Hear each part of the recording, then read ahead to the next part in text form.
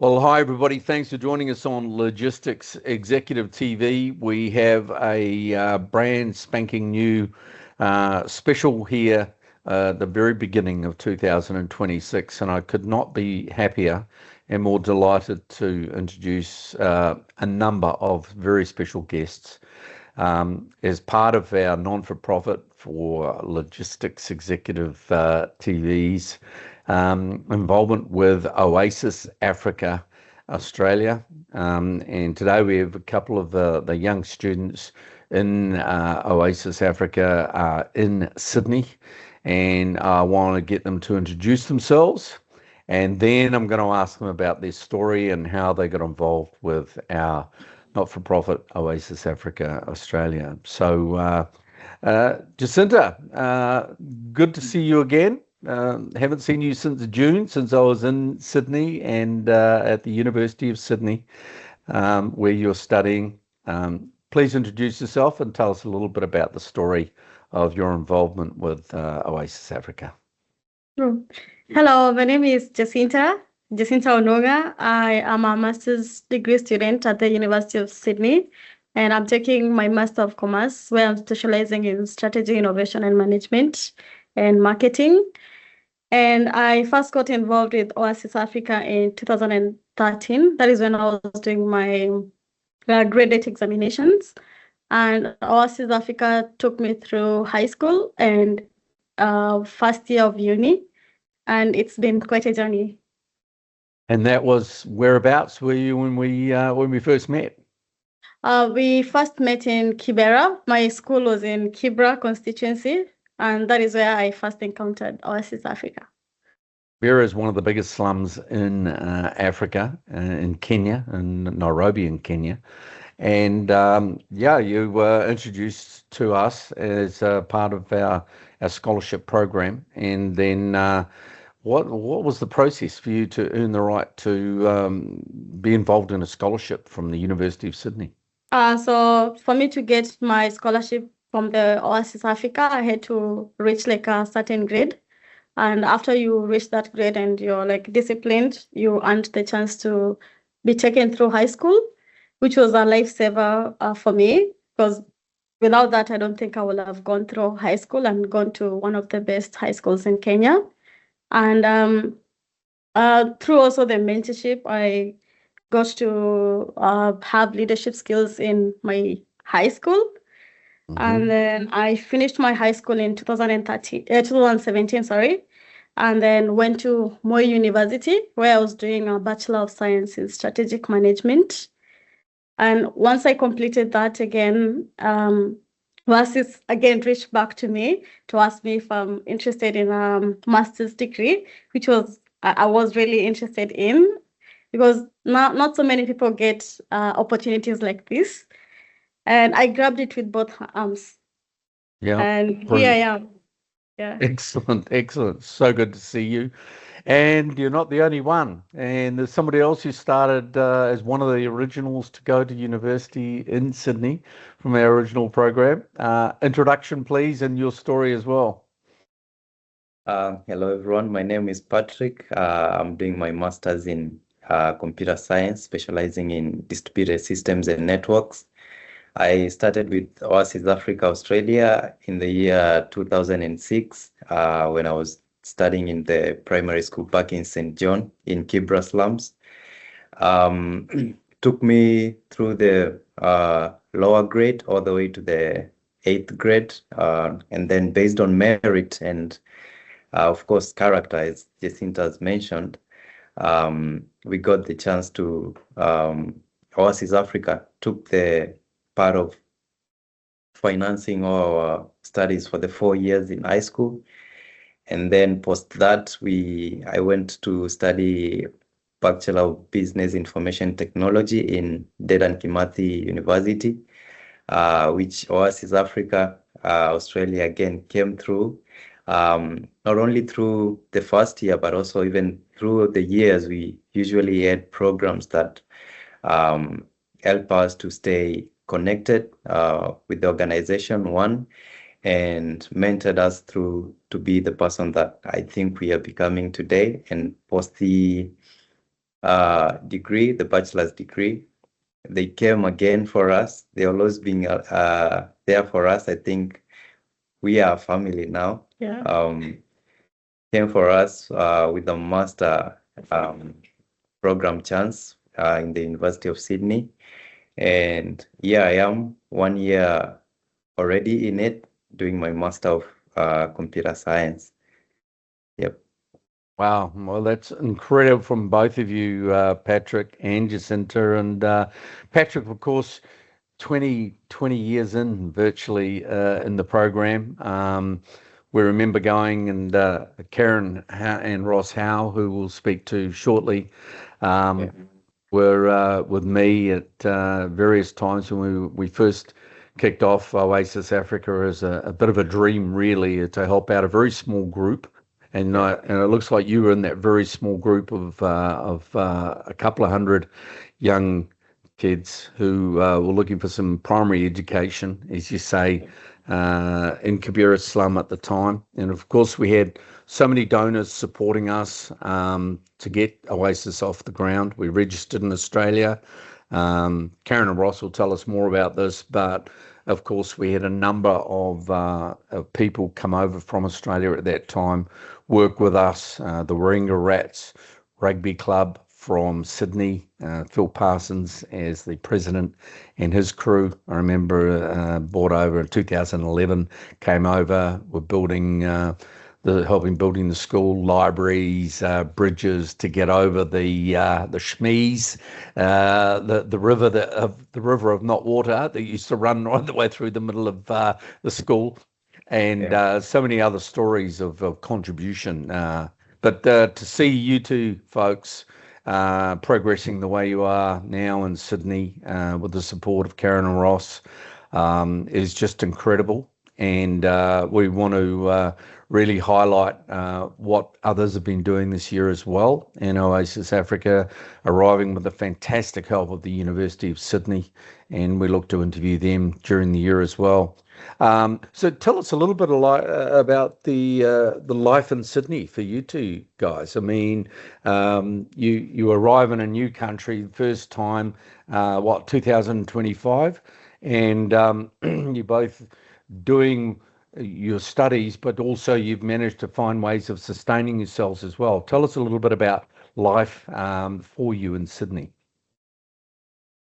So life in Sydney has been smooth. I would say it's been smooth as compared to my peers, because I came in and already I knew people. I knew Ross and Karen and their family, which welcomed us to Sydney and gave us the warmth that we needed to feel at home, which made it easy for us to even transition from Kenya to Australia. Then, having not left Kenya any time before, I think we needed the help from them, and it made it easier for us. Yeah. And you've got yourself a job around the university as well, yeah? Yes, I do have like a casual job as an administrative officer at the University of Sydney, and I'm also like an entrepreneur. I'm braiding. You are. You've So got your own little business set up there as well, haven't you? yeah. Awesome. Brilliant. And I've had the absolute pleasure of coming to meet with you guys. We had an event in June, which Ross and Karen and University of Sydney put on, and a lot of the original instigators for Oasis Africa came together. Very special night. And of course, we had Jeff Okoth, who is the manager for Oasis Africa in Kibera slum, come over. The University of Sydney, very generous, and flew him over as well. And that was pretty special, Patrick, having him there. Yeah, Patrick, tell us a little bit about the support that you had along the way as being one of the originals from 2006, the sort of support that you've had on the ground in Kibera along the journey. Yeah, it's been incredible. Starting all the way from my primary school. I think Oasis came in to do an overhaul change of everything for the school and even for the community, and particularly for us as the students. did massive, because they did start from not only from the academic point, but they started from the basic stuff, even for the food stuff, which made easy for the students now even to come to school, get to learn, and then when you're have the hope that after the end of the 8th grade, it's not ending there, that you're gonna get to high school. Student got to work hard during that period, and we got the good grades. And Oasis, as they promised, they kept their promise, worked with us throughout the high school, paying the school fees, organizing mentorship during every holiday, and even coming through with, gifts during those periods. So that made it very easy for us to go through the high school period. And even after the high school, the groups that kept us together, the glue that kept us together, are those meetings that are organized by also Jeff in Kibra, the mentorship programs. He invited different speakers from different walks of life. And so you've had mentors on the ground. Tell us about those mentors. You've got 2 people that were particularly special in supporting all the kids along the way, yeah? Yeah. So Jeff has been very supportive in that. He's been the one organizing those mentorship programs, mainly for also not only for the high school, but also for the college students.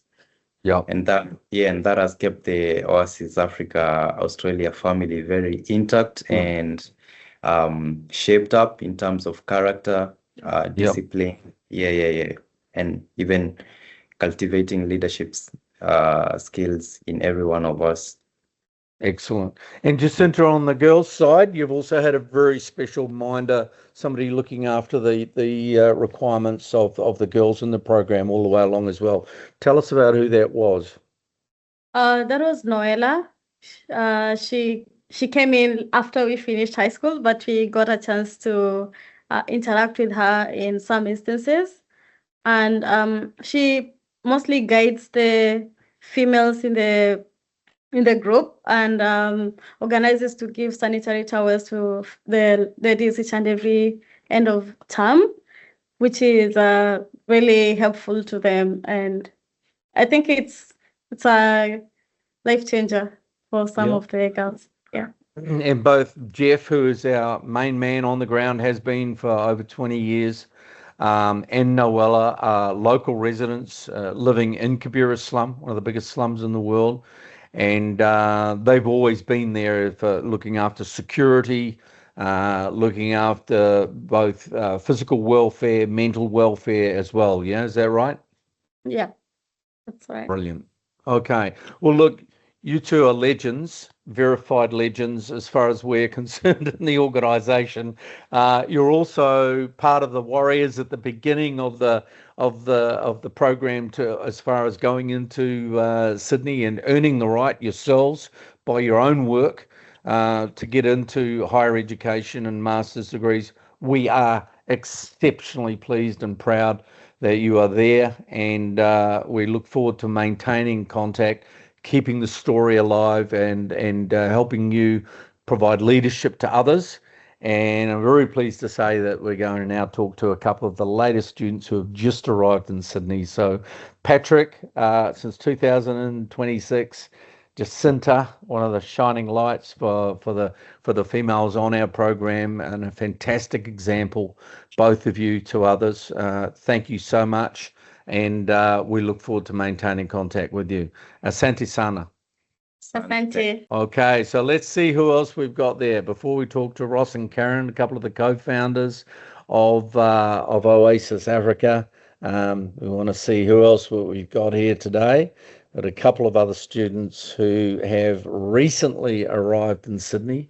This is the first time that we're getting to see them on camera and have them join the story along the way. Hello, everyone. My name is Elizabeth Atieno from Kenya. I am a student at the University of Sydney, and I will be taking my Master of Cybersecurity. My journey with Oasis started back in Kenya in 2015.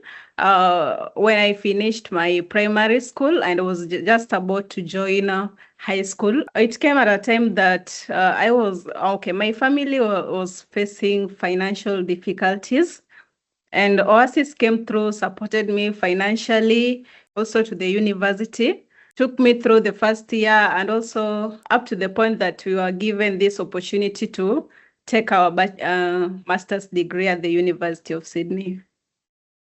Awesome. So we've got some B-roll playing in the background at the moment of photos of us all sitting together several years ago, well into the journey, but still quite a long way ago, of us when we brought up some laptops from Dubai, yeah? Yes, that was right. That's right. Awesome. Brilliant. And what are the plans? How long have you been in Sydney? Our stay in Sydney has been amazing.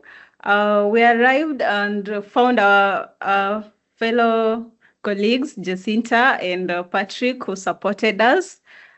Yeah, the support that we've received was amazing. Yeah, awesome. And George, you've only just been there a little short time, yeah? Yeah. It's been a month, and so far so good. We are loving it here. Yeah. And what are the impressions from Nairobi to first time in Australia, first time in Sydney? What were the things that first hit you in your mindset? Okay, looking back as a tiny young boy living in Kibera, getting a chance to come to Sydney, getting to a plane for the first time. Oh my, it was an amazing experience.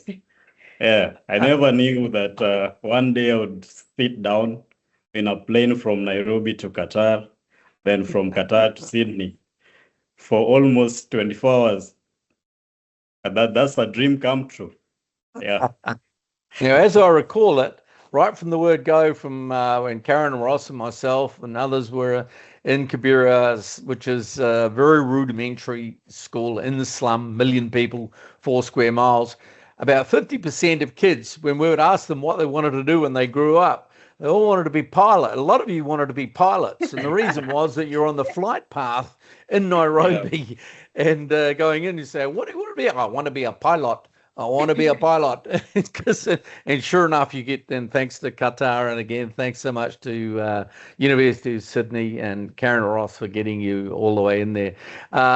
So Elizabeth, from your point of view, a quick snapshot. When you first got to Sydney, what were your thoughts? My thoughts were, I wanted to... Okay, Sydney was amazing. Everything was totally different from what we have back in Nairobi. Starting with the transport system from the airport. Oh my goodness. I almost crossed the road until Jacinta told me that you should wait until we beep that thing and then you should cross over. So everything was totally amazing. Yeah. It's a big city. I spent 30 years in that Sydney, and coming from New Zealand, I've got a very special place in my heart in Sydney. And of course for us, hundreds and hundreds of supporters, and no more important than the folks from Oni Group, which is one of the major Google partners in that part of the world, and Asia Pac, have been big supporters of us since we were holding fundraisers from 2004 to get enough funds together to start funding the primary school and then the high school, and ultimately now with you folks leading the charge with the very generous support of the folks there at the University of Sydney. Hey, look, we wish you well. We're going to stay in contact. Your journey is just starting as the third part of your schooling, all of which you've earned. You've had lots of support, but you've had to earn the right. You've had to do the work and get the grades to do what you've done. There's been no special trip for you guys. We give you ultimate respect for the work that you've done. We love it that you're now representing so many other students and striving the pathway and the journey for others to aspire to be doing what you're doing and have changing your lives completely to give yourself opportunities through the freedom from poverty through education. So thanks so much. And George and Elizabeth, really appreciate you coming on and telling us part of your story. We're going to follow you and keep track with you. And of course, next time I'm in Sydney, I look very much to meeting you again myself. Yeah. Nice to meet you. Nice to meet you. Brilliant. Again. Yeah. After 20 years. Brilliant. Thanks, guys. Okay, I'm going to Alright. talk to the co-founders now. Thanks a lot. Okay. So, guys, everybody, I'm very pleased to have a couple of my colleagues here, Ross and Karen Howe, who way back in 2004 came along to a very small fundraiser and had been doing a lot of humanitarian work themselves in different areas outside their professional careers in Sydney, and then joined together with myself and my colleague Lalita Ari, who's now based in the UK, but she was in the tech world back in Sydney then, and the four of us decided to put together Oasis Africa and register a charity there and a humanitarian organisation, totally non-for-profit. And Ross and Karen Howe have been the stalwarts carrying on through the journey right the way through the last couple of decades as we enter our 21st year as a registered charity, and with over 8,000 kids educated, freedom from poverty through education. Perhaps, Ross, we'll start with you because you've been a big part of the PR and speaking in all sorts of forums all around the world. You guys have just landed virtually just landed back in Sydney. I saw you here in Dubai a month ago, stayed over here, and then you went to Egypt and then back down to Kenya. Tell us a little bit about that journey this time, but then Ross, if you can give us a bit of a heads up on the formation of Oasis Africa, our aspirations, objectives, and then Kaz, want to talk to you a little bit about the journey of the mentoring and how the hell you managed put together the transition from what was a school of up to 1,000 kids a day in Kibera slum all the way up to your organisation with the University of Sydney. Yeah, thanks, Kim. Now it's the last trip to Kenya was great actually. It was the big difference nowadays is that we're at a stage in the development of the charity where we can invite guests from Australia or pretty much from around the world. So we had representatives from Oni Group, which is fantastic. You know, they've been a corporate sponsor now for over 10 years, and they're really seeing the benefit of their work, of that longevity of their work. So to host people like that, and also we had other friends and sponsors from Australia come. One of the highlights is taking sponsors to see the family of some of the donors they've been giving for such long times, just for them to fully understand the impact of that donation that they're giving.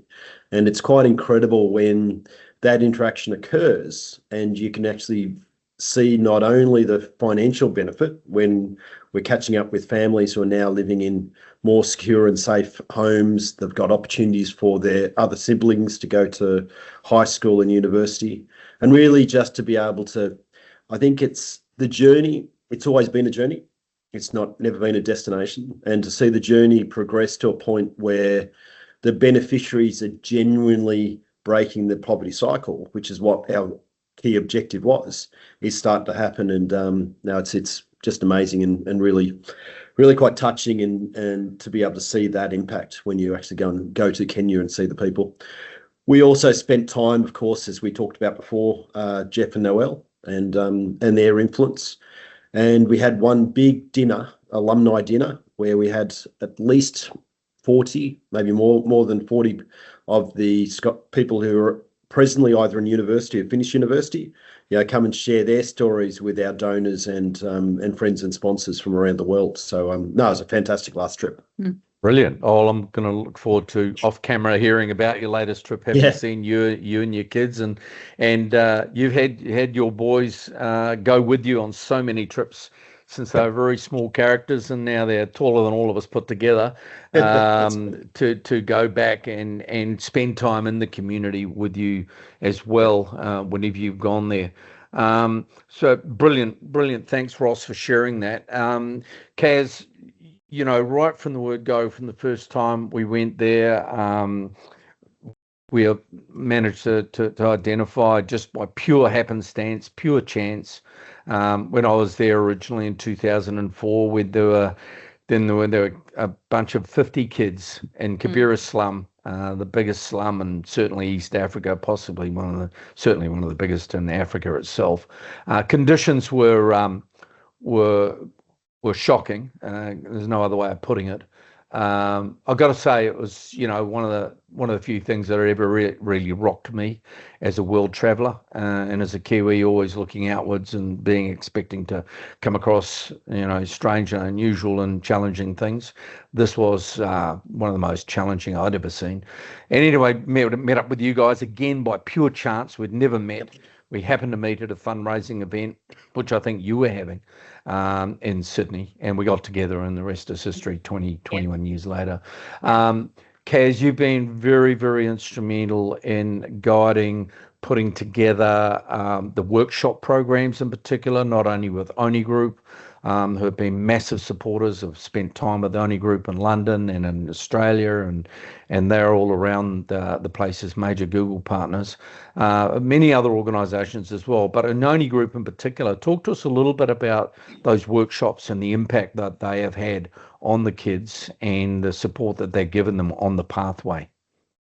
Yeah, so I think the biggest difference that we made once we transitioned into doing high school scholarships, because we really wanted to ensure that education didn't stop at the end of primary school, and a lot of the Kibera slum students didn't have an opportunity to be able to progress financially into their high school extension of their education. So when we stepped into that, we didn't want to just pay school fees and send them on their way and wish them luck and tell them to come back with good grades.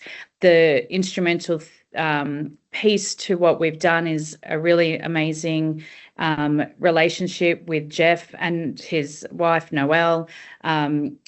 He grew up in the slum, he understands the slum, and he is very passionate about mentoring the next generation coming through. So for him to agree to partner with us, and we run workshops every term break, the Oasis family and the Oasis network now becomes an extension of every student and scholar that comes through the program. As you could see, just from Patrick and Jacinta and Elizabeth and George, they are a new family. They support each other even well past their high school scholarship phase. So we run, since COVID and everything came online, we've been able to join in on some of the workshops. So we've invited ONI Group, who have presented.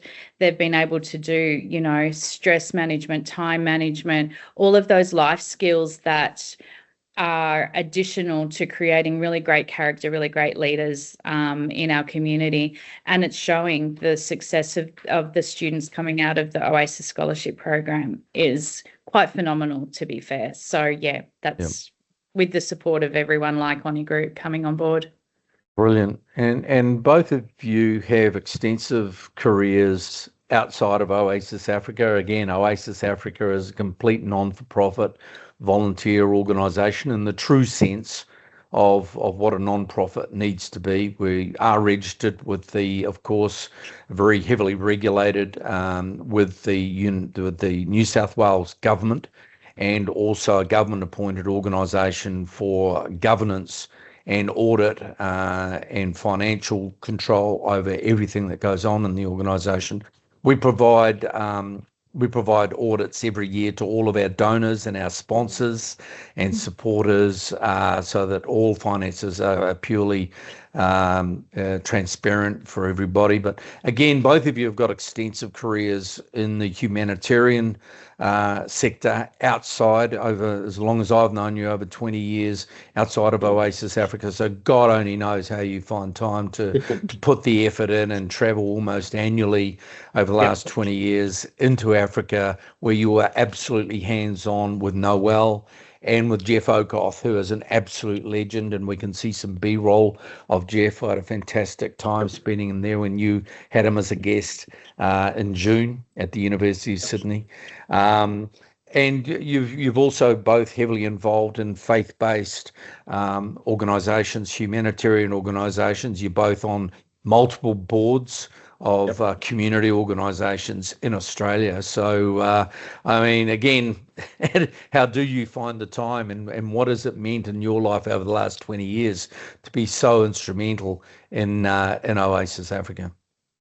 Yeah, I think it's one of those things, is that I think similar to yourself when you first got touched, you know, in terms of when you saw that what was going on in a country where without support from the outside, change wouldn't occur.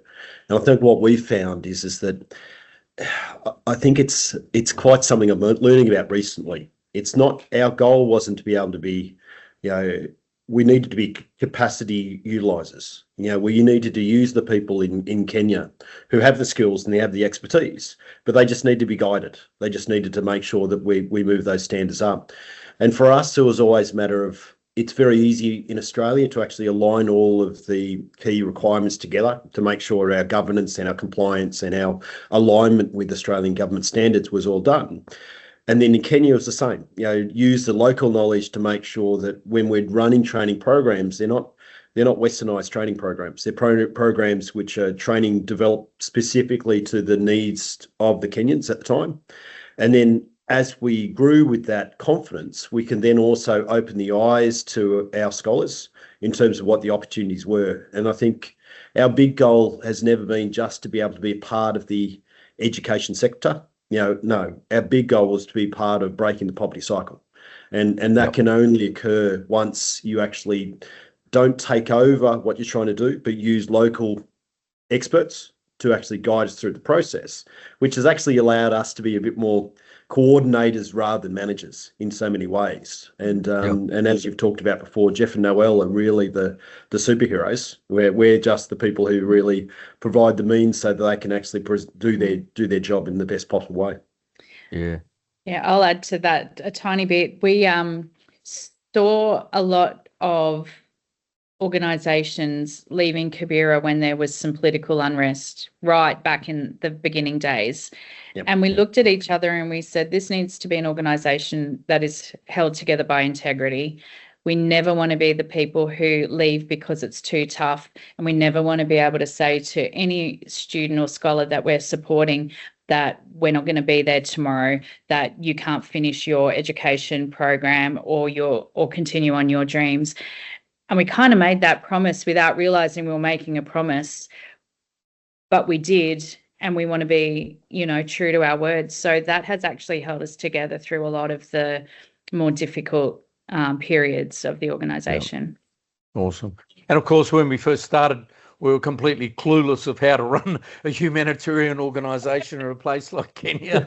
Again, complete happenstance that I was there to begin with, just on business, doing some work for recruitment business through a logistics executive group that I founded. And back to you, Ross, with that capacity building. It was like if we reached out, we could see the problems that were there that just happened to be confronting us. The choice was simple: walk away and never tell people we'd ever seen what we'd seen, or actually try and do something about it. But to do that, we reached out to the local community. That wasn't always successful, depending on who you were dealing with. Correct. But we learned by mistakes, and often costly to ourselves, not the organisation, to find out how to get the best people involved. We took hundreds of people with us on the various trips that you've made many trips without me and vice versa, but many, many people from Australia in particular, Oni Group in particular, from the workshops, but others. And of course, we were introduced again through pure chance by Lalitha Ari in Australia, who's in the tech world, introduced us to Oni Group, and then one good turn deserves another, and others introduce people into the organisation. And we've had hundreds of people, and examples like the Warringah Rugby Club with guys like Phil Parsons, who again I'd met through business nearly 30 years ago, taking up to 70 or 80 rugby players over and spending a couple of weeks in Kenya, and the value that adds, and the exposure that the local communities and the kids get when they see all these people turn up and engaging in their community and working with them inside the school itself.